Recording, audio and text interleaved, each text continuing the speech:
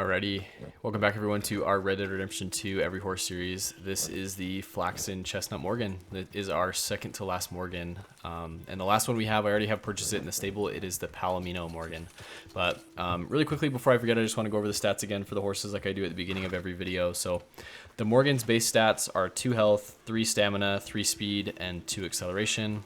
Once when you reach max bonding or level 4 bonding, it is 5 health, 6 stamina, 6 speed, and 4 acceleration.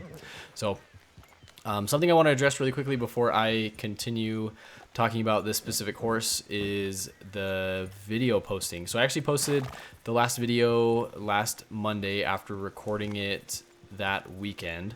And I know that I said that I wanted to get on a schedule of posting a video every Friday, but obviously I missed this Friday, but I did post a video that Monday, so I did get a video out for that week, but not on the day that I wanted to. I was planning on getting a video on Friday, but then something happened that prevented me from doing that. The thing that happened was I mentioned in a previous video that I was a little bit disappointed with how the Series S made Red Dead Redemption look. It didn't look as crisp as it should. It was 1080p, but everything was kind of a little bit more pixely as compared to sharp as it was on my 1X and as it is on the Series X. So on President's Day, which was the Monday that I posted the video, I pulled up GameStop's website just for the heck of it because I was considering purchasing the all access version of the Xbox, which comes with the Xbox and then 24 months of Game Pass Ultimate Edition on Xbox. And then you pay like a monthly payment for 24 months. So I just really wanted the new console and I was debating doing that. But when I pulled up their website, I pulled it up early in the morning and there was a Series X bundle available. So the reason I didn't post a video on Friday was because I was waiting for my Series X to come, and I had purchased it and now I have it, and now I am recording this video on my new Series X. So I wanted to record it. I hope that you guys can notice a difference. I definitely can.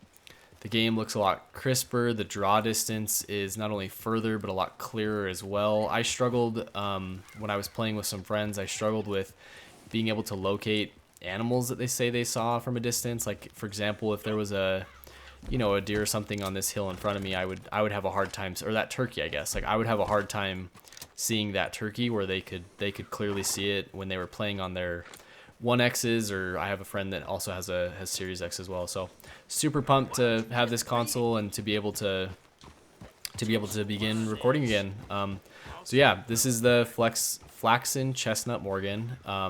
This horse, because of waiting for the console, I did ride this one a little bit longer than I rode the previous Morgans. Not intentionally, but just because I didn't want to continue on with the horses, or like the next horse in the series.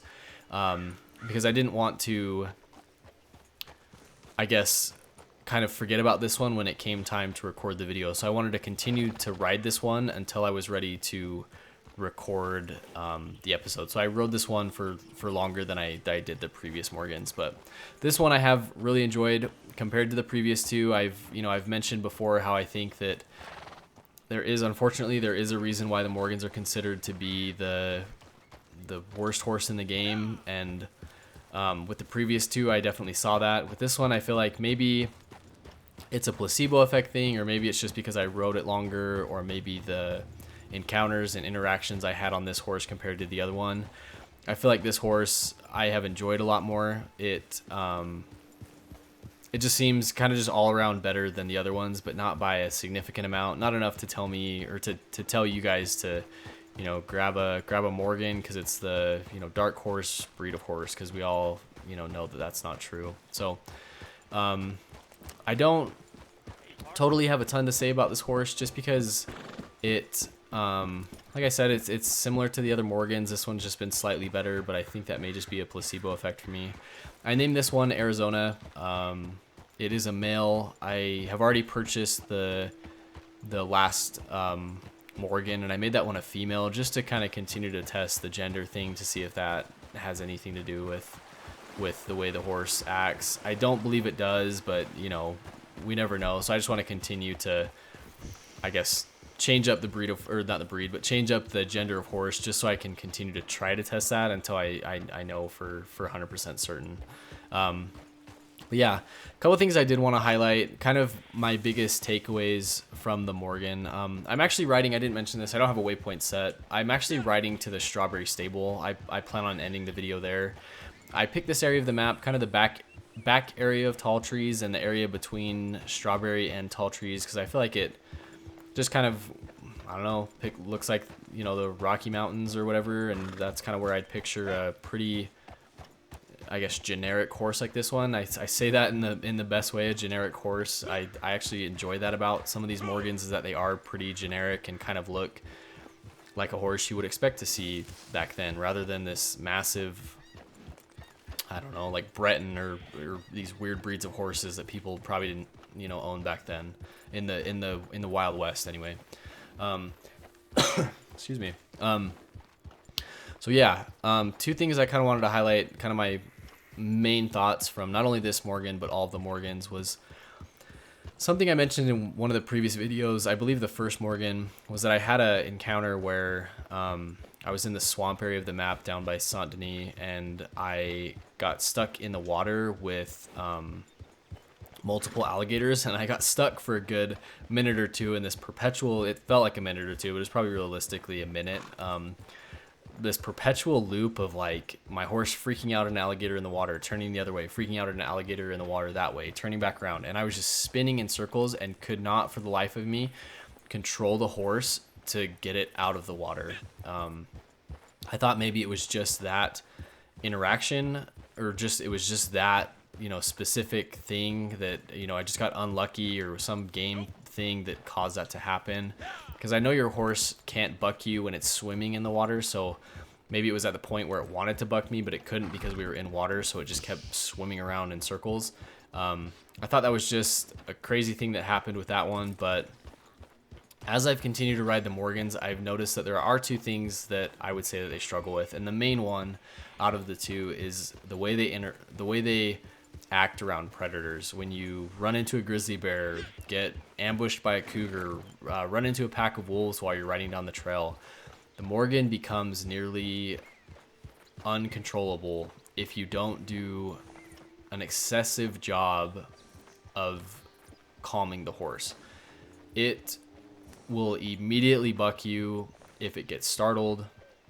If you aren't excessively calming it, it is going to be nearly uncontrollable, and it will continue to turn the camera angle and run off in another direction and eventually run into something, and you'll get knocked off. The second thing, and I think this is a product of its health level, which at max bonding, as you can see in the corner there, is 5.